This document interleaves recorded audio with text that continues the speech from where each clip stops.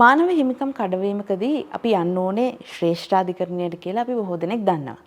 මේ ශ්‍රේෂ්ඨාධිකරණයට යන්න ඕනේ මානව අයිතිවාසිකම කඩ වෙලා ඒ ගැන ඔබ දැනුවත් වෙලා දවස් 30කින් කියලාත් අපි දන්නවා. හැබැයි අධිකරණයට යන්න කලින් ඔබට තව යන්න පුළුවන් එක ආයතනයක් තියෙනවා. ඒ තමයි ශ්‍රී ලංකා මානව හිමිකම් කොමිෂන් සභාව. මේ මානව හිමිකම් කොමිෂන් සභාව කියලා කියන්නේ ඔබ ශ්‍රේෂ්ඨාධිකරණයට යන්න කලින් මානව අයිතිවාසිකම් කඩ වුණා කියලා ඔබ පැමිණිල්ලක් කරොත් ඒ ගැන නිසි විමර්ශනයක් කරන්න පුළුවන් ආයතනයක්. මේක හරිම සරල ක්‍රියාපටිපාටියක්. ඔබට තියෙන්නේ කොමිෂන් සභාවට ගිහිල්ලා ඒ අයදුම් පත්‍රය සම්පූර්ණ කරලා අවශ්‍ය ලේඛනත් එක්ක සභාවට බාර දෙන්න.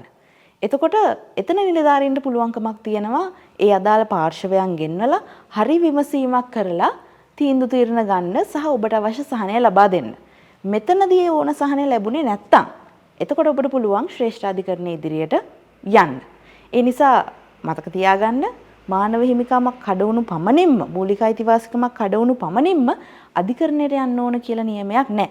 ඔබට පුළුවන් ශ්‍රී ලංකා මානව හිමිකම් කොමිෂන් සභාවෙන් ඒ අවශ්‍ය සහනය ලබා ගන්න මුල් උත්සාහයක් දරන්න.